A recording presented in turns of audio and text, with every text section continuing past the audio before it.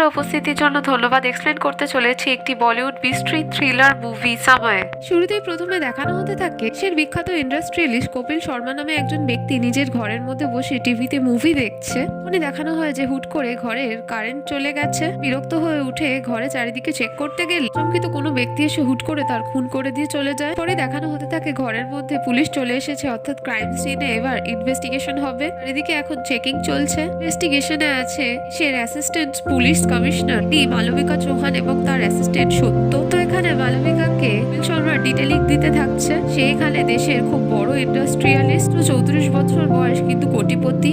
সে তার ফিল্ডে বেস্ট ছিল। ঘরেরও সমস্ত জিনিসপত্র একদম জায়গায় আছে, ঠিক আছে। এখনো পর্যন্ত চেক করে দেখেছে ঘরে ফোর্স এন্ট্রির কোনো সাইন নেই, জায়গায় কোনো হাতাপাই হয়নি। তার চুরি ডাকাতির জন্য খুনটা করা হয়নি। এখানে ইনভেস্টিগেশন ফিল্ডে যে ছবি তুলছে কৌশিক বলে ব্যক্তি, মালবিকা তাকে বলে যে লাশ আছে, ঘরের মধ্যে যে ক্ষতটা হয়েছে ছবিটা যেন সে ভালো করে নেয়, বাকি ঘরগুলো ছবি যেন ভালো করে নেয়। ঠিক যেন সব ঘরে ছবি দিয়েছে কিন্তু কিছুই পাওয়া যায়নি একদম পারফেক্ট।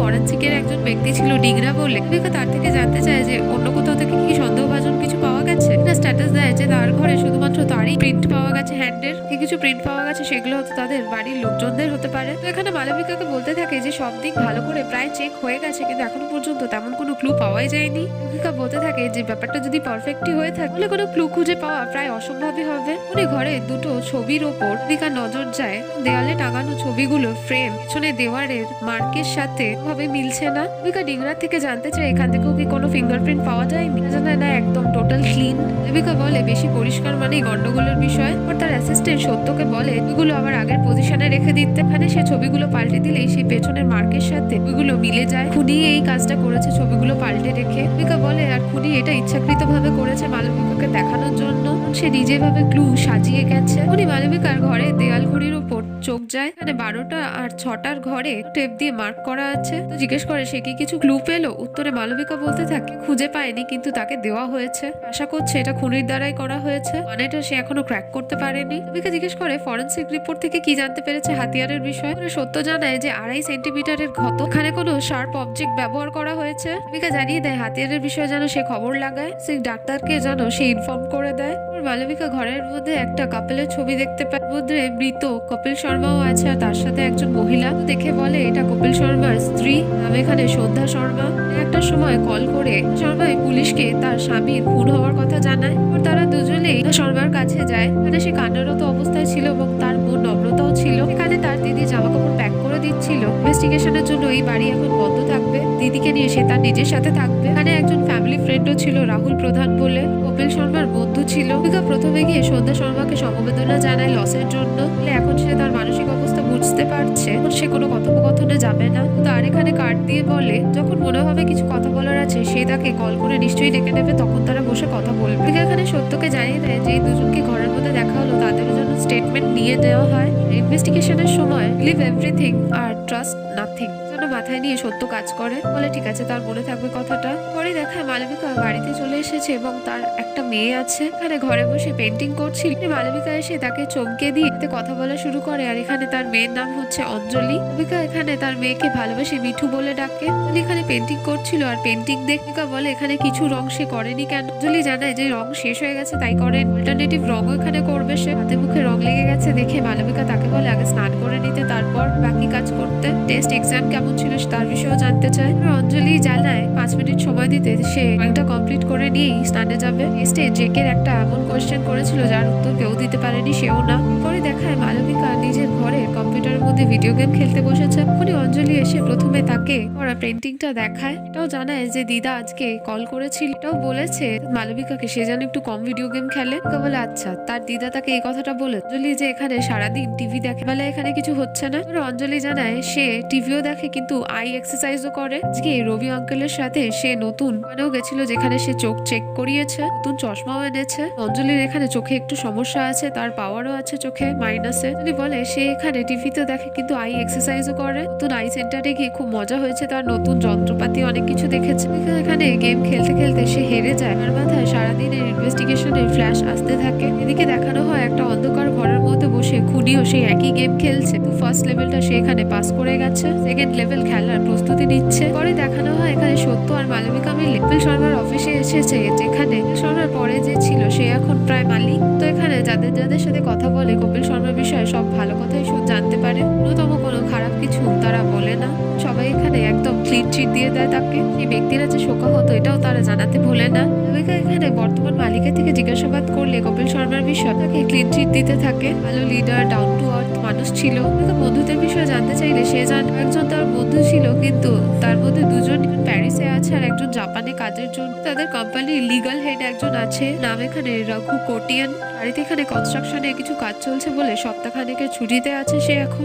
এখানে বর্তমান মালিকের থেকে ফাইলস দেখতে চাইলে সেই মালিক জানে জিনিসগুলো খুবই কনফিডেন্সিয়াল, সে দেখাতে পারে না। তর্ক বিতর্কের পর মালবিকা বলে ঠিক আছে, তার পথেই সে কাজ করছে। টিপিক্যাল বস হয়ে অথরিটি নিয়ে কথা বলছে, তখন টিপিক্যাল কপ হয়ে ফোন কল করে 2 মিনিটের মধ্যেই ওয়ারেন্ট ইস্যু করাতে পারে। তখন ভয় পেয়ে যায় আর সাথে করে কপিল শর্মা সমস্ত ফাইল আর নিজের ফাইল এনে দিয়ে দেয়। তো এখানে মালবিকাকে বলতে থাকে যে অদ্ভুত বিষয়, কোটিপতি যাকে দেখা হচ্ছে একদম সন্ত মানুষ, এসে জিজ্ঞাসাবাদ করেছে, সবাই ভালো কথাই বলেছে। মালবিকা বলতে থাকে সে যদি সন্ত হয়েও থাকে, যে মালিক অর্থাৎ তখনের ভাইস প্রেসিডেন্ট ছিল, সে কোনোভাবেই সন্ত না। ফাইল সে দেখতে দেখতেই আসছিল। ওটাও বলে ফাইলগুলো জানে সে ইনকাম ট্যাক্সের অফিসে পাঠিয়ে দেয়। কপিল শর্মার মার্ডার ওয়েপেনের বিষয়ে জানতে চাইলে সত্য জানে এখনো পর্যন্ত খুঁজে পাওয়া যায়নি যে কি ওয়েপেন ব্যবহার করা হয়েছে। মালবিকা বলে অফিসিয়াল দিক থেকে হবে না, অফিসিয়ালি জানার চেষ্টা করতে হবে। একজন এই বিষয়ে এক্সপার্ট আছে, তো বলে সে জানে খত্রু ভাইয়ের কথা বলছে সে। পরে দেখায় সত্য এখানে ছবিগুলো নিয়ে দেখা করতে গেছে খত্রু ভাইয়ের সাথে। খত্রু ভাই এখানে ছবি দেখে বলতে থাকে এখানে হাতিয়ারের এক্সপার্ট ঠিকই, কিন্তু কোন অবজেক্ট ব্যবহার করা হয়েছে দেখে সে বুঝতে পারছে না, কারণ এখানে ব্যবহারের অবজেক্ট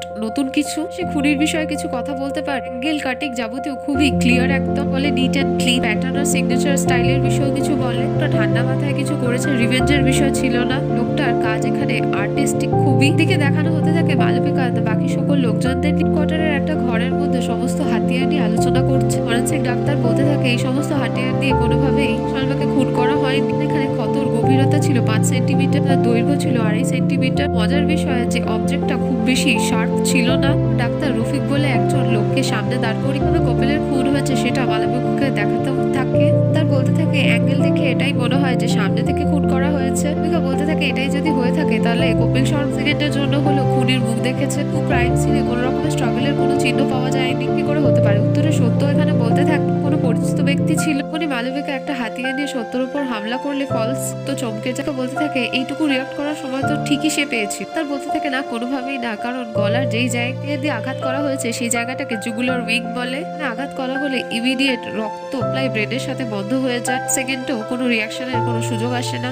বলতে থাকে এই লোকটা তার মানে কোল্ড ব্লাডেড মার্ডারার, মাথা ঠান্ডা করে প্ল্যান করে কাজ করেছে। পর মালবিকা সত্য আর ডাক্তারকে জিজ্ঞেস করে যে এর হাতের পজিশন দেখে তাদের একটু অড লাগছে না? তো বলতে থাকে এরকমও হতে পারে যে এক জায়গায় খুন করে তাকে নিয়ে অন্য জায়গায় রাখা হয়েছে। বলে না, এভাবে হতে পারে না কখনো। সে জায়গাটা চেক করেছে, অন্য কোনো জায়গায় রক্তের কোনো ছিটে ফোটাও পায়নি। মালবিকা বলতে থাকে খুনি একসাথে তাদের ক্লুও দিচ্ছে, আবার অন্যদিকে ডিস্ট্রাক্ট করারও এখানে চেষ্টা করছে সে। পরে দেখা মালবিকা দেখা করতে এসে সন্ধ্যার সাথে, কিন্তু সন্ধ্যা এখানে ভালো ব্যস্ত থাকার জন্য তার বোন নম্রতা তাকে অ্যাটেন্ড করে। মালবিকা এখন সন্ধ্যার পরিস্থিতি জানতে চাইলে নম্রতা জামাইবাবু চলে যাওয়ার খুবই দুঃখে আছে। সে সামনে ওপেন দেখায় না, সে নিজেকে মনে মনে সামলানোর চেষ্টা করছে। এখানে নম্রতা থেকে জামাইবাবু আর দিদি সম্পর্কের বিষয়ে জানতে চাই, জানায় যে তারা সুখীর থেকে অনেক বেশি একে অপরের সাথে কমফোর্টেবল ছিল, সম্পর্ক খুব ভালো ছিল। সেই ইনভেস্টিগেশনের বিষয়ে জানতে চাইলে মালবিকা ইনভেস্টিগেশন চলছে, সামনে তারা ঠিকই সবকিছু জেনে যাবে। নম্রতা হুট করে বলতে থাকে তারাও খুবই অবাক বিষয়টা, তা জামাইবাবুর কোনো শত্রু ছিল না আর ঘরেও জিনিসপত্র কিছু চুরি হয়নি।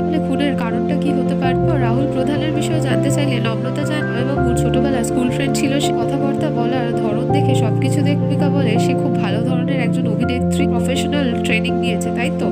নম্রতা একটু চমকে জানায় হ্যাঁ, আর্ট একাডেমি থেকে সে ট্রেনিং নিয়েছিল। মানে এখানে সন্ধ্যা শর্মা চলে আসে। মালবিকা বলে হ্যাঁ, সে তাকে কল করে ডেকেছে, সে কি বলতে চায় বলতে পারে। সন্ধ্যা শর্মা এখানে বলতে থাকে যে গতকাল অফিসে ছিল এবং পুরো 12টার দিকে ফোন করে কেউ বলতে থাকে যে তার স্বামী মারা গেছে। এখানে কথাটা শুনে ভয় পেয়ে যায়, প্যানিকগ্রস্ত হয়ে যায়। সে বলে সে সাথে সাথে বাড়ির ফোনে ল্যান্ডলাইনে কল করার চেষ্টা করে, কিন্তু কেউ রিসিভ করে না। তারপর সে তার হাজবেন্ডকেও কল করে, কিন্তু সেও রিসিভ করে না। ভয় ভয় বাড়িতে গিয়ে তার স্বামীর লাশ দেখতে পায়। পরে সে সে পুলিশকে ফোন করে জানায়। পরে মালবিকা এখানে সত্যর কাছে এলে রেকর্ডস দিয়ে কথা বলতে থাকলে সত্য বল অদ্ভুত বিষয়ে সে লক্ষ্য করেছে কপিল শর্মা খুন হওয়ার ঠিক কিছুক্ষণ পরে বাড়ি থেকেই একটা কল গেছিল সন্ধ্যা শর্মার কাছে। তো সময় মাত্র ছিল 5 সেকেন্ড। 5 সেকেন্ডে কে কি বলতে পারে। মালবিকা বলতে থাকে আপনার স্বামীর খুন হয়ে গেছে। সন্ধ্যা শর্মা আজকে তাকে এটাই বলেছিল, অর্থাৎ সন্ধ্যা শর্মা সত্যি কথা বলছে। তো বলে তার মানে কলটা খুনি করেছিল। মালবিকা বলে খুব বুদ্ধির সাথে। তারপর ফোন লাইনটাও সে কেটে দেয়। ডিটেলস এর মধ্যে মালবিকা দুটো নাম্বার মার্ক করে দেয়, তোকে জানিয়ে দেয় এই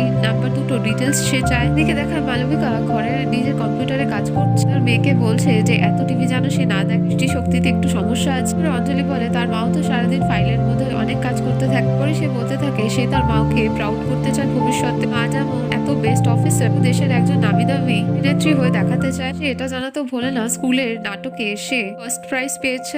বলে ঠিক আছে সে সবকিছু মেনে নেবে, সে এখন কাজে যাচ্ছে আর তার মেয়ে যেন খেয়ে দিয়ে নিয়ে একটু বিশ্রামও করে নেয়। এখানে অঞ্জলি তখনই বায়না ধরে নেয় আর বলতে থাকে মালবিকা মা তো কাজে চলেই যাবে, কিন্তু তার আগে তার মা যেন তার সাথে একটু নেচে নেয়। তারপরে কিছুক্ষণ দুজনে নাচানাচি করে নেয় আর মালবিকা কাজে বেরিয়ে যায়। এরপরে দেখায় মালবিকা রবি বলে তার একজন বন্ধুর সাথে দেখা করতে এসেছে যেখানে ডাক্তার। এটা জানাতেও ভোলে না যে তার মেয়ে অঞ্জলি তাকে খুব পছন্দ করে। বেশিরভাগ সময় সে যাই করবে না কেন সবকিছুর জন্য তার রবি আঙ্কেলকে প্রয়োজন। চেক আপ হোক বা ঘুরতে যাওয়া, বলে রিল্যাক্স থাকতে থাকে। সে একজন ডাক্তার, সে চেক আপ করবে, এটাই তো স্বাভাবিক। অঞ্জলি এখানে খুব স্মার্ট আর মিষ্টি মেয়ে। রবিকে এখানে দুঃখ করে বলে 8 বছর হয়ে গেছে তার স্বামী মারা গেছে। তারা এই রেস্তোরাঁতেই সবসময় আসতো। প্রথম সেও খুব ভেঙে পড়েছিল আর ভেবেছিল ছোট মেয়েটাকে সে কি করে সামলাবে। রবিকে ধন্যবাদ জানিয়ে বলে কিন্তু সে এখানে স্বার্থভাবে মালবিকা আর তার ছোট মেয়েটাকে দুজনকেই সামলেছে, সাপোর্ট করেছে সবসময়। বলে ঠিক আছে এই বিষয়টা সে অ্যাকসেপ্ট করছে। সে খুনের বিষয়ে জানতে চাইলে মালবিকা চমকে যায়। কি করে জানলো জানতে চাইলে এখানে রবি বলে গণতান্ত্রিক দেশ, সমস্ত নিউজ রিপোর্টে যে বেরিয়েছে খবরটা দেখে সত্যর সাথে যে কাজ করছিল রফিক বলে লোকটি বল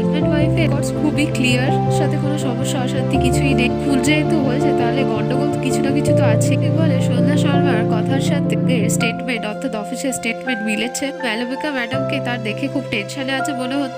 সত্য জানায় যে সে ভাবছে চিন্তা করছে তাদের এখানে সিনিয়র, তো দৃষ্টিভঙ্গিটা একটু আলাদা। বলে হ্যাঁ ম্যাডাম এতদিন এত কেস সলভ করে এসেছে, সামনে হয়তো একটা তার প্রমোশনও হতে পারে, সিপি থেকে সে ডিসিপিও হয়ে যাবে খুব তাড়াতাড়ি। পর দেখা মালবিকা এখানে রবি কোটিয়ানের সাথে দেখা করতে গেছে কপিল শর্মার, যে এখানে লিগাল হেড লয়ার। রবিকা এখানে রঘুর থেকে তাদের সম্পর্কের বিষয়ে জানতে চাইলে জানায় সে আর কপিল অফিস কলিগের থেকে বেশি বন্ধু ছিল, খুবই ডাউন টু আর্থ মানুষ ছিল। সমস্ত স্টেটমেন্ট তো সে পুলিশকে দিয়েই দিয়েছে। এক সপ্তাহ সে ছুটিতে আছে কারণ সে এটাও জানিয়ে দেয় এই বাড়িতে কনস্ট্রাকশনের কাজ চলছে, যেটাই এখানে কারণ তার অফিস না যাওয়ার। রাতে মালবিকা উঠে গিয়ে সিমেন্টের কোয়ালিটি চেক করে রঘুর থেকে এই বিষয়ে জানতে চাইলে কোম্পানির নাম জানায় সে। এখানে কারণ জানতে চাইলে মালবিকা বলে না তার বাড়িতেও কিছু কাজ বাকি ছিল তাই জানতে চাইছিল। মালবিকা জানতে চায় রঘুর থেকে যে শেষ কবে দেখা করেছিল বিলের সঙ্গে। উত্তর এখানে রঘু বলতে থাকে সম্ভবত হয়তো কিছুদিন আগে, ঠিক করে মনে করতে পারছে না। কিছুক্ষণ আগে সে বলল যে সে একজন উকিল, ছোট বড় প্রত্যেকটা জিনিসেরই সে খেয়াল রাখে। রঘু কোটিয়ান বলে সে বুঝতে পারছে সে তার উপরও সন্দেহ করছে। সে আগেই জানিয়েছে যে তারা খুব ভালো বন্ধু ছিল। উনির কথা ভেবেও তার রাগ হয় যে তার বন্ধুকে অকালে সে শেষ করে দিয়েছে। ছোট বড় যে কোনো বিষয়ের স্টেটমেন্ট সে দিয়ে এসেছে পুলিশকে আগে। মালবিকা হয় যেগুলো জানানো হয়নি বা যে জিনিসগুলো লুকিয়ে গেছে সে এগুলো যদি বলার হয় সে হেডকোয়ার্টারে যেন চলে আসে। পরে দেখায় ফরেন্সিক ডাক্তারের কাছে রিপোর্ট চলে আসে। রিপোর্টটা দেখে তৎক্ষণাৎই মালবিকাকে কল করে দেখা করার জন্য কেনায় যে কথা বলার আছে কিছু। এরপরে তাদের আবার সেই একই রেস্তোরাঁর মধ্যে দেখা যায়। এখানে অর্ডার দিতে গেলে মালবিকা এখানে ডাক্তারের খাবারের কম্বিনেশন মনে রেখে অর্ডার দিয়ে দেয়। ডাক্তার জানায় তার খুব ভালো লাগলো যে তার পুরনো পছন্দের কম্বিনেশন তার মনে রেখেছে সে। মালবিকা বলে এরপর বলা শুরু করতে কি হয়েছে। পরে ডাক্তার রিপোর্ট বার করে মালবিকাকে দেখে আর মালবিকা বলে বিষয়গুলো তো সব টেকনিক্যাল। তার এখানে বলে তারা যতটা জানতো এখনো ততটাই আছে, কিন্তু এখানে মজার বিষয়টা হল হাতিয়ার দিয়ে খুন করা হয়েছে, সেই হাতিয়ারের মাইক্রোলেট ফাইন পার্টিকেল ক্ষত থেকে তারা পায়নি এই রিপোর্টে। সাধারণত হয়ে থাকে সব কেসেই। ছুরি দিয়ে খুন করলে সেটা যদি লোহার ছুরি হয়, লোহার ছোট কণা সেই ক্ষতর মধ্যে থেকে যায়। টেস্ট রেজাল্টে বেরিয়ে আসে। বিষয়টা এখানে স্ট্রেঞ্জ এবং আনইউজুয়াল। মালবিকা এদিকে কোল্ড ড্রিঙ্ক পান করতে করতে হঠাৎই মাথায় হাতিয়ারের বিষয়ে ধারণা চলে আসে। এখানে ডাক্তারকে ধন্যবাদ জানিয়ে চলে যায়। এদিকে দেখা মালবিকা আবার সেই ইনভেস্টিগেশন স্পটে চলে এসেছে। চারিদিক দেখে দেখে প্রথমে কিচেনে যায়। রেফ্রিজারেটরের ঢাকনা খুললেই তখন সে আওয়াজ বাইরে থেকে কারণ মোবাইল ফোন রিগের আওয়াজ আসছে। বাইরে এলেই দেখতে পায় প্রধান আর সন্ধ্যা শর্মা উপস্থিত হয়েছে। মালবিকা তাদের থেকে জানতে চাইলে যে সে এখানে আছে তারা জানলো কি করে। সন্ধ্যা শর্মা বলে তার কিছু জিনিসপত্র নেওয়ার ছিল, তার অ্যাসিস্ট্যান্ট সত্যর থেকে পারমিশন নিয়ে এখানে এসেছে। সত্যই জানিয়েছে যে মালবিকা এখানে আছে। মালবিকা পারমিশন দিয়ে যায় যে তারই বাড়ি জানেওয়ার নিয়ে সে চলে যেতে পারে। এরপর রাহুল প্রধান বলে ব্যক্তিটি মালবিকার সাথে স্বেচ্ছায় কথা বলা শুরু করে আর বলে সেদিন তারা সাক্ষাৎ করেছিল কিন্তু কথা সময়। দীপিকা বলে সে তার কাজের জায়গা থেকে আসছে এখন, তাই তো? প্রধান বলে হ্যাঁ, তার ইলেকট্রনিক্স এর গুডস এর ব্যবসা আছে। দীপিকা সেই জায়গাটার নামও বলে দেয়, ভার্লি বলে।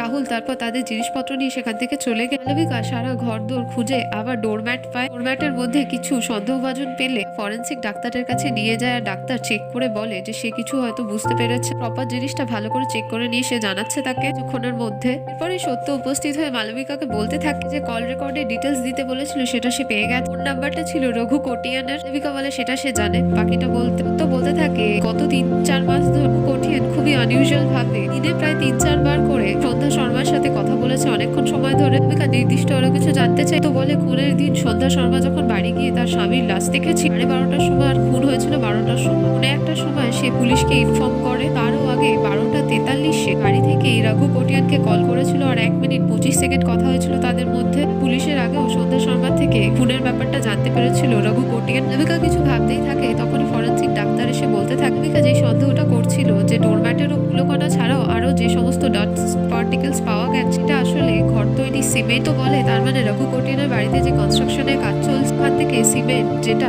মালবিকা ম্যাডাম দেখে এসে জুতোর মাধ্যমে চলে গেছিল সন্ধ্যা শর্মাদের বাড়িতে সেই ডোরম্যাটের ওপর। মালবিকা বুঝে যায় এখানে সন্ধ্যা শর্মা আর রঘু কোটিয়ানের মধ্যে একটা সম্পর্ক আছে। সত্যকে রঘু কোটিয়ানকে ইনভাইট করতে বলে দেয়। পরে জিজ্ঞাসাবাদের জন্য রঘু কোটিয়ানকে কাস্টাডিতে ডাক। এখানে পুলিশ আর সে বেঁকে বসে আর অন্যান্য উত্তর দিতে বলতে থাকে সে সমস্ত স্টেটমেন্ট আগেই দিয়ে দিয়েছে। তো এখানে বলতে থাকে কিন্তু যেগুলো বলেনি সেগুলো তাদের যেন জানাতুন। খুনের দিন সে বাড়িতে গিয়েছিল সেটা সে বলেনি পুলিশকে। শর্মার সাথে 3-4 মাস ধরে বেশি সময় ধরে তাদের কথাবার্তা হচ্ছে সেগুলো জানায়নি। কোটিয়ান বলতে থাকে যে সে একজন উকিল আর এখানে নিজস্ব কিছু অধিকার আছে। ওদের স্বার্থটা যেহেতু পুলিশের খুঁজে বের করার দায়িত্ব তাদের, যদি বলেই হয় যে সে কিছু লুকিয়ে রেখেছে তো এখানে তাকে মারবে, 3rd ডিগ্রি টর্চার করবে বলে ভয় দেখাতে গেলে বলে ঠিক আছে সে বুঝতে পেরেছে। সে এখানে মুখ বন্ধ রাখতে চাইছে নিজের স্বার্থে, এবং যাকে সে বাঁচানোর চেষ্টা করছে ও বাঁচবে না, কারণটা সে এখন তাকে বলছে। পুলিশের আদালতে সাহায্য সে করছে না একজন উকিল হয়েও, তো খুনের সময় বা খুনের পরে সে যে বাড়িতে গিয়েছিল প্রমাণ তারা ডোরম্যাটের সিমেন্ট থেকে পেয়েছে। সিমেন্টের ব্যবহার তার বাড়ির কনস্ট্রাকশনের জন্য হচ্ছে। এদিকে সন্ধ্যা শর্মার সাথে তার যে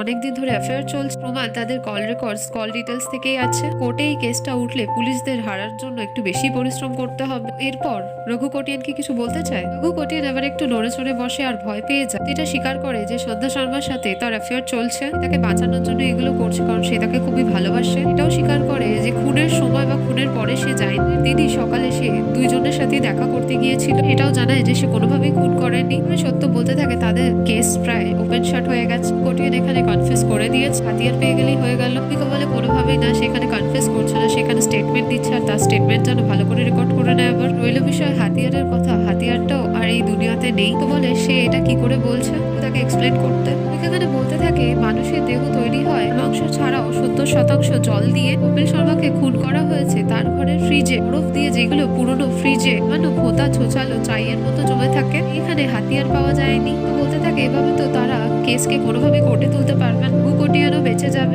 বলতে থাকে রঘু কোটিয়ান খুন করেনি, তাই এখানে সে কনফেস করবে আর না কোনো চার্জেস আনা যাবে। তাই কেস এখনো ক্লোজ হয়নি, এখনো ওপেন আছে। এদিকে দেখায় শুটিং ফ্লোরে শুটিং চলছে, আর শুটিং শেষ হয়ে যাওয়ার পর মেয়েটি এতক্ষণ নাচাগানা করছি চেঞ্জিং রুমে চলে যায়। সবার পর ওয়াশরুম থেকে বেরোনোর সময় তার মনে হয় ঘরের মধ্যে হয়তো কেউ আছে। মানে একজন কর্মী এসে তাকে সিন দিয়ে বলে এরপরে এই সিনটা শুট হতে চলেছে। এই মেয়েটি এখানে অভিনয় করছিল, তার নাম এখানে ঋতিকা। ঋতিকা হঠাৎ তাকে দেখে একটু চমকে উঠলো। সেই মেয়েটি চলে যাওয়ার পর ঋতিকা সিন চেক করতে থাকলে কাগজের মধ্যে তখনই হঠাৎ করে পিছন থেকে একজোড়া হাত এসে এর মধ্যে ছোট কপার ওয়্যার দিয়ে ঋতিকার গলায় চেপে ধরে শ্বাসরোধ করে তাকে খুন করে দেয়।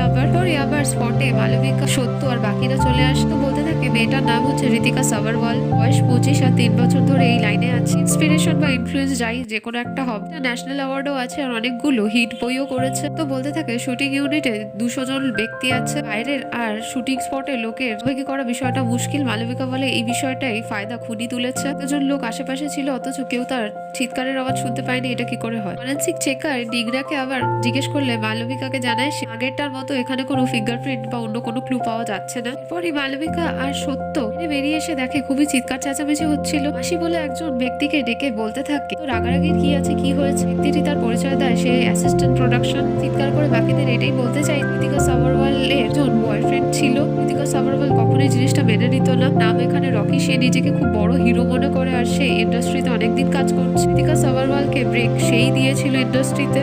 তার অনেক খারাপ অভ্যেস আছে। কয়েকদিন আগে এসে সে চড়াও হয়েছিল, অনেক কথাও শুনেছিল, ধমকি দিয়েছিল। বিষয়টার কথাই সে বলতে চাইছে পুলিশদের কাছে দরখাস্ত করতে পারলে তারা যেন ধরে, তারা যেন তাকে দেখে নেয়। আর মতে রকি হয়তো ঋতিকা সাভারওয়ালের খুনি। মালবিকা এরপর সত্য দিকে তাকলে সত্য বলতে থাকে একেবারে ফিল্মি হিরো আর তার অনেক বদ অভ্যাস আছে, এটাও একদম সত্যি। 6 মাসের মধ্যে কেউ না কেউ তার বিষয়ে কমপ্লেন করে। সে থানায় থেকে জানতে চায় যে বাড়ির লোকেদের কি ইনফর্ম করা হয়েছে ঋতিকা। তো বলে তার বাবার সাথে কথা বলা হয়নি কারণ সে শকে আছে, ব্যক্তিটি অসুস্থ, সে বেডে থাকে। ঋতিকার একজন ছোট কেয়ারটেকার আছে, তাকে ছোট থেকেই মানুষ করেছে, সাথে কথা হয়েছিল। আর মালবিকা আর সত্য চলে আসে ঋতিকা সাভারওয়ালের বাড়িতে ঋতিকার বাবা বিনায়ক সাভারওয়াল আর সেই কেয়ারটেকারের সাথে কথা বলার জন্য। সাভারওয়াল হাউসের দরজা খুলেই কেয়ারটেকার রাজানি বলে তো কিছুক্ষণ আগে এসেছিল তারাকে। সত্য জানায় যে তারা হেডকোয়ার্টার থেকে এসেছে, ঋতিকার বাবা বিনায়ক সাভারওয়ালের সাথে কিছু কথা বলার আছে। জানি জানায় অনেকদিন ধরে সে ঋতিকাকে বড় করেছে। ঋতিকার বাবা বিনায়ক সাভারওয়াল অনেক বছর ধরে অসুস্থ, সে বিছানাতেই থাকে। মেয়ের মৃত্যুর কথা শুনে সে খুবই শোকাহত, এখন সে কথাও বলছে না। উত্তর হয়তো সব রাজানিকেই দিতে হবে। তারা ভেতরে গিয়ে বিনায়ক সাভারওয়ালের সাথে মিট করে, কিন্তু ব্যক্তিটিকে কোনো প্রশ্ন করলে কোনো উত্তর দেয় না। পর তারা তাকে সমবেদনা জানিয়ে রাজানির সাথে কথা বলা শুরু করে। রাজানির সাথে কথা বলতে বলতে মালবিকা উঠে যায় এবং ঘরে থাকা ঋতিকার সমস্ত ছবি বইপত্র এদিক ওদিক করে দেখতে করেই তাকিয়ে দেখে যে সাভারওয়াল তার দিকে অদ্ভুত ভাবে তাকিয়ে। মালবিকা এখানে বুঝে যায় যে ব্যক্তিটি অনেক জীবনে অনুভব গ্রহণ করেছে, সে হয়তো এখন কিছু বলছে না শোকাহত থাকার জন্য, কিন্তু পরে সে নিশ্চয়ই আবার ডেকে কথা বলবে। তো এখানে রাজানিকে প্রশ্ন করতে থাকে তার কি দেখে মনে হয়েছিল যে কিছুদিন ঋতিকা একটু চিন্তার মধ্যে থাকে। উত্তর এখানে বলতে থাকে রাজা তার মধ্যে সমস্যার মধ্যে কে থাকে না, এটা খুবই বুদ্ধিমতী ভালো মেয়ে ছিল। বেলা থেকে মা নেই, বাবা একা হাতে মানুষ করেছে, সাথে ছিল সে শোনা ভালো, দেখতে সুন্দর, নাটকও করতো। তার নাটক দেখেই রকি বলে ছেলেটার পছন্দ হয়েছিল, তাকে ফিল্ম লাইনেও নিয়ে গিয়েছিল। এটাও জানায় যে তাদের মেয়ে অ্যাওয়ার্ডও জিতেছিল, পুরস্কার পেয়েছিল। তো ঋতিকা মনে মনে পছন্দ করতো সেটা বুঝতেই পারছিল, কিন্তু ঋতিকা না করে দিয়েছিল তাকে। থেকে তারা কারণও জানতে চেয়েছিল তাদের যাতে বেশি চিন্তা না হয়, তাই ঋতিকা কিছু বলেনি।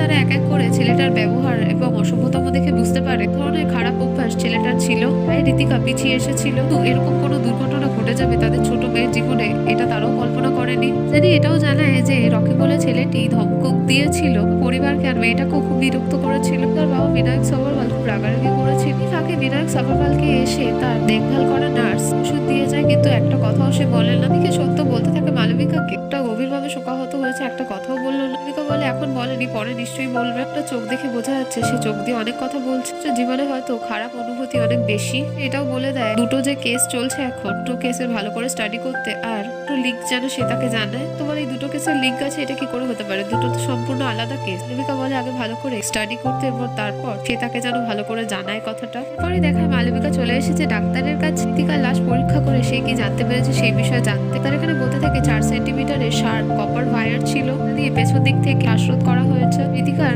মুখের মধ্যে সামান্য অবশিষ্ট যে মেকআপ লেগেছিল, মেকআপের মধ্যে ক্র্যাক দেখা গেছে। শ্বাসরোধ হওয়ার সময় যে ট্রেন পড়ে, এটা তারই এফেক্টের ফলে হয়েছে। এখানে রক্ত পরীক্ষা করেও দেখেছে, কিন্তু সেটা একদম ক্লিন। মালবিকা এখানে খুনের সময় জানতে চাইলে ডাক্তার জানায় সম্ভবত 3টের সময়। কে দেখায় জিজ্ঞাসাবাদ করার জন্য সত্য আর মালবিকা চলে গেছে রকির কাছে। স্বভাবের সেই হিরো রকি এর মধ্যে ওয়ার্কআউট করছিল। জানায় ঋতিকাকে সেই ফিল্মে ব্রেক দিয়েছিল, 3 বছর ধরে তারা জানা পরিচিত ছিল। জানতে চায় তাহলে তো তারা খুব ক্লোজ ছিল। জানায় কোনোভাবেই না, সে তার কাছে শুধুমাত্র অ্যাক্ট্রেস ছিল, এর মধ্যে অন্য কোনো সম্পর্ক ছিল না। মালবিকা আবার জিজ্ঞেস করে যে আগের দিন দুপুর 2টো থেকে 3টের মধ্যে সে কোথায় ছিল। উত্তরে সে জানায় যে শুটিং ছিল, সে সেখানে কাজ করছিল। জানায় আগের দিন তার কোনো শুটিং ছিল না, সে মিথ্যে কথা বলছে, সে খোঁজ নিয়ে দেখেছে। তোরা রকি জানায় তার নিজস্ব কিছু কাজ ছিল, সে কাজের জন্যই গিয়েছিল। মালবিকা আবার রকিকে বলে যে পার্সোনাল বিষয়ে সে কথা বলতে চাইছে। কিছুদিন আগে রয়্যাল ট্রাভেলস থেকে সুইজারল্যান্ডে টিকিট বুক করেছিল আর হোটেলও ঋতিকা আর তার নিজের নামে। সব করে সে ঋতিকাকে ভুলিয়ে ভালিয়ে নিয়েও যেতে চেয়েছিল, কিন্তু ঋতিকা রাজি হয়নি। কেউ কাউকে সাহায্য করলে সে তার ওনার কোনোভাবেই হয়ে যায় না। পর থেকে কাউকে ধমকি দিতে গেলে সেটা যেন ভদ্রভাবে করে। তা চিৎকার চাটামেটির চোটে সকল লোক আগের দিন জেনে গিয়েছিল তাকে রকি ধমকি দিয়েছে। আর মালবিকা বাড়িতে আসে আর দরজা খুলে দেখে চারিদিকে অন্ধকার, আলো জ্বলে ওঠে আর তার ছোট মেয়ে অঞ্জলি ছুটে এসে তাকে জড়িয়ে ধর বার্থডে সং গাইতে থাকে, কারণ আজকে মালবিকার জন্মদিন। সে এটাও জানাতেও বলে না যে তার মায়ের জন্য একটা সারপ্রাইজ সে প্ল্যান করেছে। আর অঞ্জলি তার নিজের হাতে বেক করা কেক তার মায়ের জন্য নিয়ে আসে। মালবিকা ভীষণ খুশি হয়ে যায় সারপ্রাইজ পেয়ে, তাকে ব্লেসিং জানায় আর বল মায়ের জন্য যে সে এই গিফটটা প্ল্যান করেছে, সে খুব খুশি হয়েছে। আর মেয়ে আর মা একসাথে কিছু ভালো সময় কাটাতে থাকে। পরের দিনই মালবিকা আবার পুলিশ কমিশনারের হেডকোয়ার্টারে তার বসের কাছে গেলে জিজ্ঞেস করে সে কেমন আছে। সে জানায় সে ভালো আছে। কমিশনার বলতে শুরু করে কিন্তু শহরের অবস্থা ভালো না, বিভিন্ন গণমাধ্যমে তাদের নামে রুচিকর মন্তব্য সব আসছে, কি এটাও অনেকে মন্তব্য করছে। আইন প্রশাসন সমস্ত কিছু গুন্ডাদের হাতে। জানায় তাকে একটু সময় জমা দিতে সে এক এক করে ঠিকই করছে, সবগুলো গাঁঠি খুলে ফেলবে। কমিশনার বলতে থাকে যে এই দুটো কেসই হচ্ছে হাই প্রোফাইল কেস। কেসটায় হাতিয়ার নিয়ে সমস্যা হচ্ছিল, কিন্তু সেটা সে খুঁজে পেয়ে গেছে, শুধু খুনিকে খুঁজে পায়নি। সে অ্যাপ্রিসিয়েট করছে। রঘু কোটিয়ান বলে যার উপর সন্দেহ করা হয়েছে কোনো ফ্রি ঘুরছে তাকে কেন অ্যারেস্ট করা হয়নি। তার সাথে স্ত্রী সম্পর্ক মাঝখানে একটা ট্রায়াঙ্গেল আসছিল। জানে জিনিসটা ঘটনা প্রবণ, কিন্তু সাথে কোনোভাবেই খুনের সম্পর্ক নেই। তার ধারণা রঘু কোটিয়ান এখানে ইনোসেন্ট। কমিশনার জানতে চায় সে কি করে অনুমান করতে পারছে যে রঘু কোটিয়ান এখানে ইনোসেন্ট। তোরে মালবিকা জানায় যে খুন করেছে সে ব্রিলিয়েন্ট এবং ইন্টেলিজেন্ট। কোটিয়ানও একজন উকিল, সে এতটাও বোকা হবে না। খুনি করে থাকে। তার কিছুক্ষণ বাদ থেকে যখন সন্ধ্যা শর্মা তার সাথে কথা বলছে ফোনে, ফোনটা রিসিভ করে উত্তর দেবে তাকে। সে এটাও জানায় প্রথম কেসটার সাথে দ্বিতীয় কেসটা লিঙ্কটা পাচ্ছে। তার দুটো কেসের খুনি একজনই। কমিশনার বলে তার কাছে এভিডেন্স আছে, মোটিভ আছে, খুনের হাতিয়ারের বিষয় সে জানে। সে রঘু কোটিয়ানকে অ্যারেস্ট কেন করছে না, এখানে কেসটাকে সে ক্লোজ করছে না। মাথায় রাখতে হবে তাদের মাথার উপর বস আছে, তারা এখানে তাকে প্রেশার দিচ্ছে। জানায় সে এখনো কনভিন্স না যে রঘু ওখানে গিল্টি। কমিশনার জানায় তার এখানে কনভিন্স হওয়া না হওয়ার পর কিছু ম্যাটার করে না। একটা হচ্ছে তার কাছে যদি সমস্ত কিছু থেকে থাকে এরপর কোর্টে কেস তোলা হবে, বাকিদের জিনিসটাকে খতিয়ে দেখতে দিতে হবে। তাদের কাজ এরপর শেষ হয়ে যায়। গিল্টি আর কে না সেটা মালবিকার দেখার কাজ না। কমিশনার জানিয়ে দেয় যাদের সাসপেক্ট করা হয়েছে রঘু কোটিয়ান আর রকিব সেই হিরো, তাদের এগেনস্টে যেন সে অ্যারেস্ট ওয়ারেন্ট ইস্যু করায়। দেখে খুনি সেই অন্ধকার ঘরের মধ্যে বসে আবার কম্পিউটারের মধ্যে গেম খেলে যাচ্ছে। পর মালবিকা সত্য আর রফিকের সামনে আসে। সত্যকে সে জিজ্ঞেস করে রিতিকা আর কপিল শর্মার মধ্যে কোনো কিছু কি সে লিঙ্কড আপ পেয়েছে। তো জানা সমস্ত কিছু খুঁজে দেখে নিয়েছে, কোনো জিনিস কমন বা লিঙ্কড আপ নয়, কোনো ক্ষেত্রে কোনো ম্যাচ নেই তাদের। তাকে ট্রাই করতে থাকতে বলে, হয়তো জীবনের সাথে লিঙ্কড আপ ছিল না, তাদের মৃত্যুর মধ্যে একটা যোগাযোগ ঠিকই আছে। পর মালবিকা এখানে রফিককে বলে কোয়ার্টারে গিয়ে সে যেন রকি আর কোটিয়ানের এগেনস্টে ওয়ারেন্ট ইস্যু করিয়ে দেয়। তো আজকে শুক্রবার পর্যন্ত ওয়ারেন্ট ইস্যু হবে আর এখন 4:30 বা ট্রাফিক জ্যামও আছে। কথাটাতে ঠিক করে তিনজনেই হেসে ওঠে। ট্রাফিক বুঝতে পারে যে 5টা পর্যন্ত পেরিয়ে সে যদি গিয়ে ইস্যু করাতে পারে তো ভালো, না হলে ছেড়ে দিতে হবে। কমিশনার চাপ দিলে এই কারণটা তারা দেখাতে পারবে। পরে মালবিকার ফোনের মধ্যে একটা কল আসে, সেটা রিসিভ করলে কেউ কোনো কথা বলে না। কেটে গেলে নাম্বারটা সে জোরে জোরে বলে পুলিশ অফিসার বলে তাদের এই কোয়ার্টারের এই ডিউটি রুমের নাম্বার। সাথে সাথে রুমের মধ্যে ছুটে গিয়ে দেখে ফোন সত্য তুলে চেক করতে থাকলে একজন পুলিশ অফিসার বলে এই ফোনটা গতকাল থেকেই ডেট, তো চেক করো।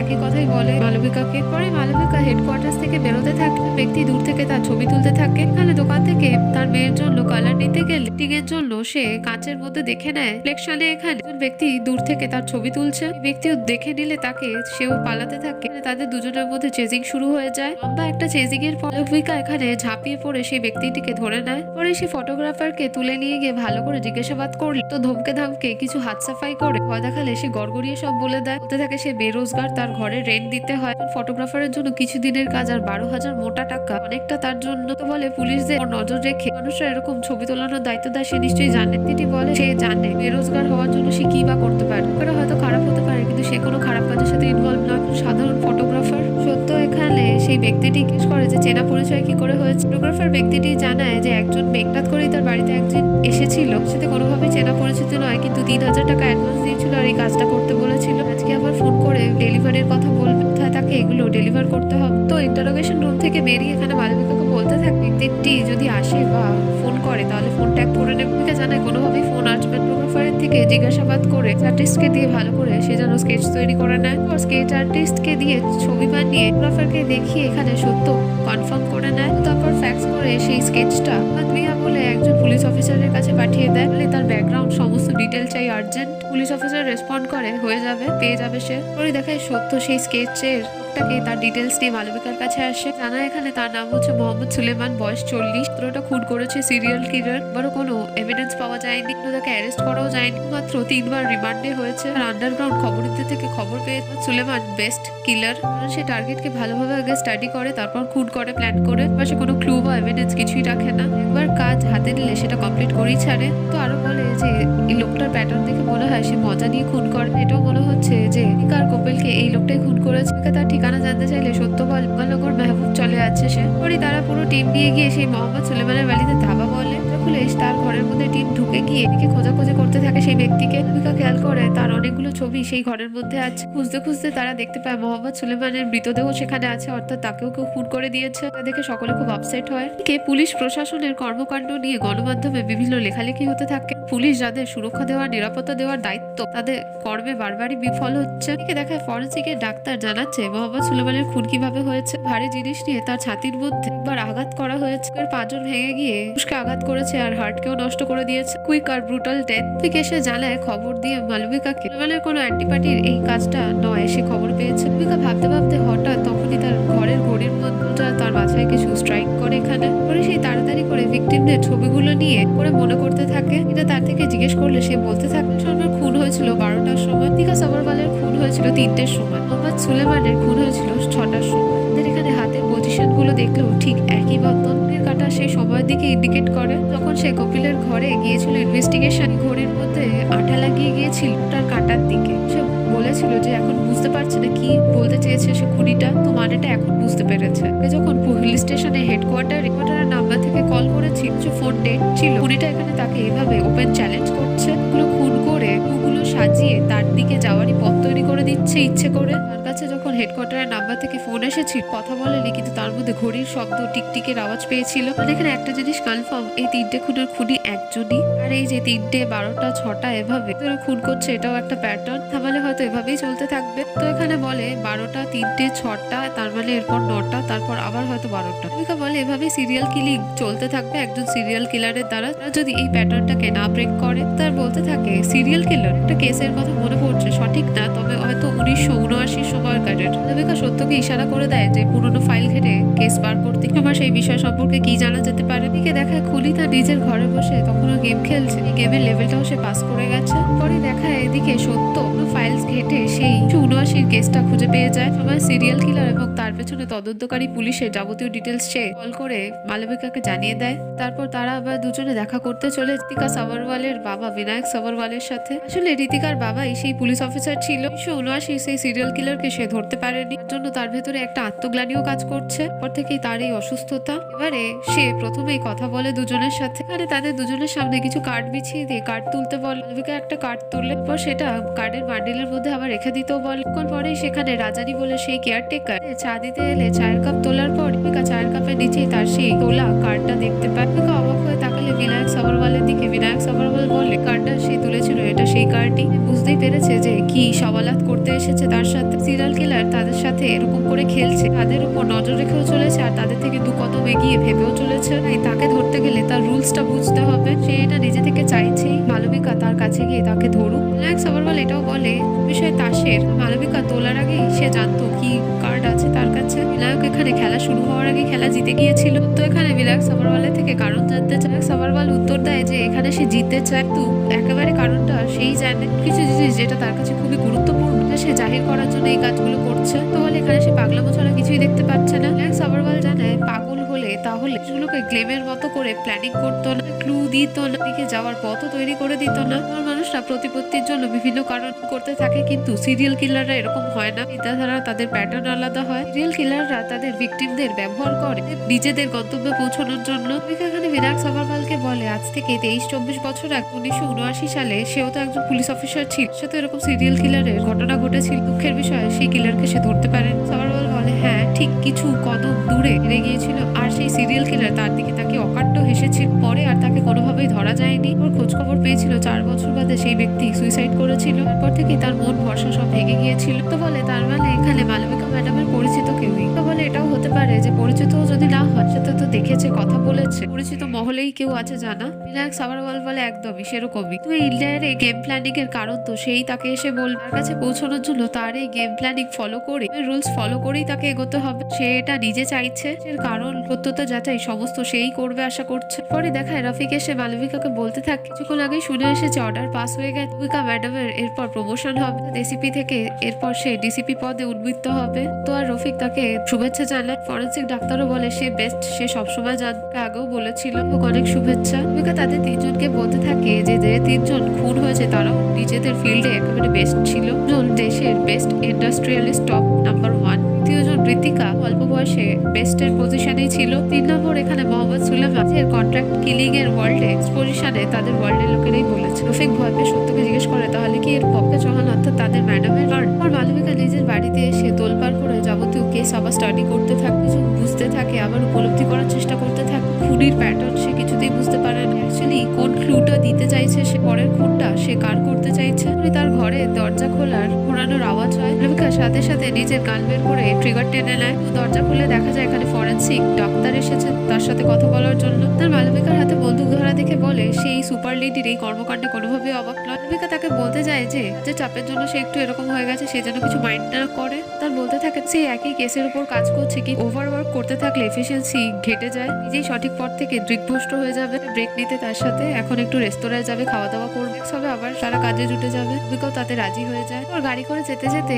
ডক্টর চিকের বলতে থাকে গভর্নমেন্ট প্রীতি, সাম্প্রদায়িক সম্প্রীতি, বন্ধন যাবতীয় কথা বলছে, যদি সত্যি হয়ে যায় তাহলে তারা তাদের হারিয়ে ফেলবে, এটাও সত্যি। পর তারা ম্যাকডোনাল্ডস এ এলে ফরেন্সিক ডক্টর খাবারের অর্ডার প্লেস করতে থাকে। উনি একজন রাস্তা পরিষ্কার করতে থাকা লোক গান গাইতে গাইতে যায়, আর এখানেই মালবিকা চৌহানের মাথায় কথাটা স্ট্রাইক করে যায়। এসের কিছু বিষয় তার মাথার মধ্যে চলে আসে, তাড়াতাড়ি করে খাবার অর্ডার ক্যান্সেল করে দিয়ে আবার হেডকোয়ার্টারে ফিরে আসে। টিমসের ছবিগুলো আনে, আর তিনজনের একটা কমন জিনিস ছিল, তিনজনের এই দৃষ্টিশক্তি একটু ক্ষীণ ছিল, পাওয়ার -2 ছিল। এখানে 70 থেকে তাদের চোখের শক্তির রিপোর্ট স্মার্ট পাওয়ার স্মার্ট দোকানে যাবতীয় ডিটেলস আনতে বলে। তো এসে জানায় যে এখানে বাকি দুজনেরটা তো পেয়ে গেছে, বাবা সুলেমানেরটা সে খুঁজে পাচ্ছে না। পর মালবিকা নিজের রুমে যায়, সমস্ত ঘেটে ঘুটে বের করে একটা দোকানের নাম আরকে অপটিক্যালস। জানায় তিনজনের এই দৃষ্টিশক্তি সমস্যা ছিল, তারা এই দোকান থেকেই চশমা তৈরি করতো এবং চোখ চেক করাতো। মালবিকা বলে সে আগে থেকেই বলেছিল যে তাদের স্টাইলে বা কমল জিনিসে যদিও ম্যাচ না থাকে, তাদের মৃত্যুর মধ্যে ম্যাচ ঠিকই থাকবে। এই কমল ফ্যাক্টরতে তাদের চোখের সমস্যা ছিল। তিনজনেরই দুটো করে চোখের পাওয়ার -2।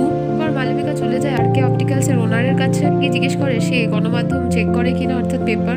হ্যাঁ করে। মালবিকা জিজ্ঞেস করে তাহলে সেই খুনগুলোর ব্যাপারে দেখেছে, সে এই বিষয়ে ইনফর্ম কেন করেনি। ব্যক্তি জানায় সে এতদিন বিষয়টা ঠিক মতো খেয়াল করেন, কি রিয়েলাইজ করেছে যে এখানেরই কাস্টমার ছিল তারা। মালবিকা জিজ্ঞেস করে এখানে কজন কর্মী আছে, উত্তরে সেই ব্যক্তি 4 জন কর্মী আছে, 2 জন পুরুষ 1 জন মহিলা। ওনার নাম কমলকান্ত, ওনার নাম জাভেদ, আর মহিলার নাম হচ্ছে যে অ্যাকাউন্ট সামলায় তার নাম কবিতা। তাহলে সত্য কমলকান্তকে জিজ্ঞাসাবাদ করে তোমাদের বিষয়ে কি জান, বলতে বলে সামান্য ন্যূনতম পরিচিত ছিল, সেই চশমা নেই, বাকি এমন কোনো কথা হতো না, শুধু দীপিকা সাবারওয়ালকে ছাড়া। জানেই ছিল কমলকান্তের কথা বলার স্টাইল তার ভালো লাগে, বানানোতে টাইম লাগলে তখন একটু তার ছবি নাটক যাবতীয় নিয়েও কথা বলতো। সত্য সেখানে কাজ করা মহিলা কবিতার থেকে জানতে চাই না, হ্যাঁ তার কাছে পুরো ডেটা হিস্ট্রি আছে, এলি এন্টার করতো, সবকিছু কমপ্লিট না করতে পারলে দ্বিতীয় দিন এসে আগে সেই কাজগুলো করতো। মালবিকা এখানে অপটিক্যালস এর ওনারের থেকে সমস্ত কাস্টমারদের 3 মাসের ডেটা চেয়ে বসে। প্রথমে একটু ননবলা করে আর বলে যে সময় লাগবে। মালবিকা বলে একটা কাজের সাথে তাদের করতেই হবে, তাদের কাজটা শুরু করলে তারই সুবিধা হবে। মানে আই টেস্টিং রুম দেখে মালবিকা সত্যকে জানিয়ে দেয় সে তার চোখ চেক করিয়ে আসছে। ঢুকে একজন ব্যক্তিকে দেখতে পায় পেছন ঘুরে দাঁড়িয়ে থাকতে, বোঝে এটাই জাভেদ। জাভেদের থেকে চোখ চেক করায়, তার কোনোভাবে মুখ দেখতে পায় না। কে জিজ্ঞেস করে এই খুনগুলো যে হয়েছে এই বিষয়ে সে জানে। হ্যাঁ শুনেছে, আর শুনেও খুব খারাপ লেগেছে। তো সব মানুষই সময়ের পথচারী, যার যার ভাগ্য তাড়াতাড়ি। চোখ চেক হয়ে গেলে এখানে জাভেদ বলে পাওয়ার এখানে দুটোই 6। আর একটা কথা বলে যেটা শুনে মালবিকা চমকে দাঁড়িয়ে যায়, হচ্ছে তার চোখ দুটো তো ঠিক আছে কিন্তু তার দৃষ্টিভঙ্গি ঠিক নেই। মালবিকা এখানে বেরোলেই সত্য বলতে থাকছে যে আজকে ডাটা পাওয়া যাবে না, অফিসে কিছু সমস্যা হয়েছে। বলতে থাকে 8 ঘন্টা সময় দিতে, বাড়ি থেকে এনেই সে করে দেবে সবকিছু। পরে সে জিজ্ঞেস করতে থাকে সবার সাথে কথা হয়েছে। জানায় হ্যাঁ 3 জনের সাথেই কথা হয়েছে। আর কথাটা শুনে চমকে যায় আর বলতে থাকে ওর সাথে আজকে তো তার 2 জন কর্মী এসেছে, তো আজকে আসেনি। মালবিকা আবার রুমের ভেতরে গিয়ে চেক করে দেখে কেউ নেই, তো বাইরে গিয়ে ভালো করে চেক করে দেখে কেউ নেই। তার সাথে রফিককে কল করে জানায় সেকেন্ড ইউনিট নিয়ে এই আরকে অপটিক্যালসে চলে আসতে।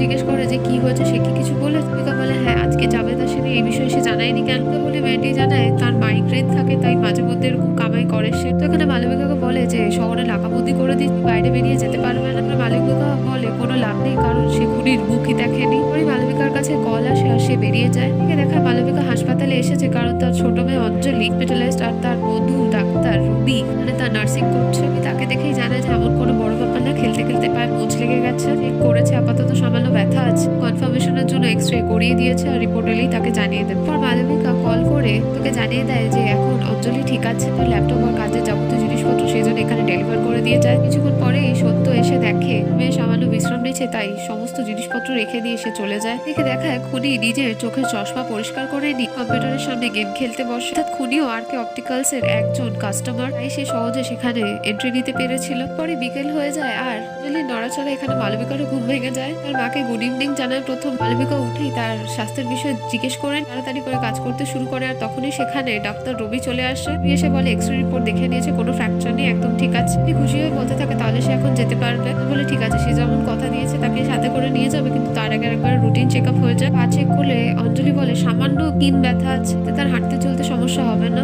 অঞ্জলি বলে সে ডাক্তার আঙ্কেলের সাথে বাড়িতে চলে যাচ্ছে, আগে তার কিছু শপিং করারও আছে। মালবিকাকে জানায় যে তার বাড়ির পাশে একজনকে তার দেখার ছিল, তাই সে তার মেয়েকেও ড্রপ করে দেবে বাড়িতে। পর তারা বেরিয়ে গেলেই সেখানে মালবিকা সমস্ত ডেটা চেক করে নিয়ে ল্যাপটপে একটা নাম দেখতে পায়, তার নাম হচ্ছে আমোদ পারেখ। পারেখ ব্যক্তিও এখানে কাস্টমার, আজকে সে গিয়েছিল অপটিক্যালসে, তার চোখের পাওয়ারও এখানে -2.2। মালবিকা সন্দেহ করে বাকিগুলো ডেটা চেক করে সম্ভবত খুনি। পরে গাড়ি করে যেতে যেতে মালবিকা বলতে থাকে সত্য কোটিয়া না রকির ওপর থেকে সার্ভেলেন্স চার্জ যেন সরিয়ে দেয়, এ তাদের আসল খুনি খুঁজে পেয়ে গেছে। আরকে অপটিক্যালস এর একজন কাস্টমার, চোখের পাওয়ারও বাকি 3জন ভিকটিমের মতো -2.2। এর দিন কোনো না কোনোভাবে ভিকটিমরা আরকে অপটিক্যালসে গিয়েছিল, ঠিক পরে সেখানে খুনিও গিয়েছিল। এগুলো সব ডেটা এন্ট্রি থেকেই সে দেখেছে। এখানে খুনির নামও সে সত্যকে জানিয়ে দেয় আমোদ পারেখ। তো এখানে মেসমেরাইজ হয়ে বলতে থাকে এই হবে লোকটা বুদ্ধি একেবারে ব্রিলিয়ান্ট। পরে সেই ডেটা থেকে আমোদ পারেখের বাড়ির অ্যাড্রেস এর ভেতরে গিয়ে একজন ফুল দোকানের লোক থেকে পারেখের অ্যাড্রেস যাচাই করতে চাই, বলে 8/40। এটা বলে এখানে 20 বছর সে আছে, এখানেই তার ফুলের ব্যবসা। 8 নম্বর ব্লকে 40টা ঘর নেই, হয়তো ভুল করে ভুল ঠিকানায় চলে এসেছে। তো বলে সে কি একবার চেক করে দেখ, বলে না সে ভুল অ্যাড্রেস দিয়েছে, করে কোনো লাভ নেই, তাদের আরকে অপটিক্যালসেই যেতে হবে। এরপরে দেখে সত্য আর মালবিকা চলে আসে আরকে অপটিক্যালস। তার আগের মাথায় ঝাঁঝিয়ে জিজ্ঞেস করে যে আমোদ পারেখের বিষয়ে সে জানায়নি কেন, এখানেরই কাস্টমার, বাকি যখন ডিটেলস সে তাকে বলেছে নাম আর তাদের চোখের পাওয়ার -2.2, সে তো বলেছিল কিছু না লুকাতে। ব্যক্তিটি ঘাবড়ে যায় আর বলতে থাকে সে বিষয়টা অত গুরুত্ব দেয়নি, 1 মিনিট আগেও যদি তারা চলে আসতো সেই লোকটাকেই দেখতে পেত, কোন আগে সে এখান থেকে গেছে। তো আবার বাইরে ছুটে গিয়ে চারিদিকে ঘুরে চেক করে কিন্তু কাউকে পায় না। মালবিকা সেই দোকানের রেজিস্টার খুলে দেখে একজনেরই এরকম চোখের পাওয়ার আছে -2.2। ব্যক্তিটির নাম এখানে শাহবাদ হোসেন। মালবিকা বুঝে যায় এরপর রাত 9টায় তাকেই খুন করতে চলেছে আমোদ পারেখ। ব্যক্তিকে জিজ্ঞেস করলে সে জানে খুব নাম করা একজন মিউজিশিয়ান, জেগে রাতে জাহাঙ্গীর ফোর্টে তার মিউজিক আছে। মালবিকা জানিয়ে দেয় রফিক আর তাকে দুজনকে ভালোভাবে কাজে লেগে পড়তে, গাড়ি থেকে জেনে স্কেচ আর্টিস্টকে দিয়ে তার ছবি তৈরি করতে। কাছে 1 ঘন্টার বেশি সময় নেই। আর দিকে দেখানো হতে থাকে রাতে জাহাঙ্গীর ফোর্টে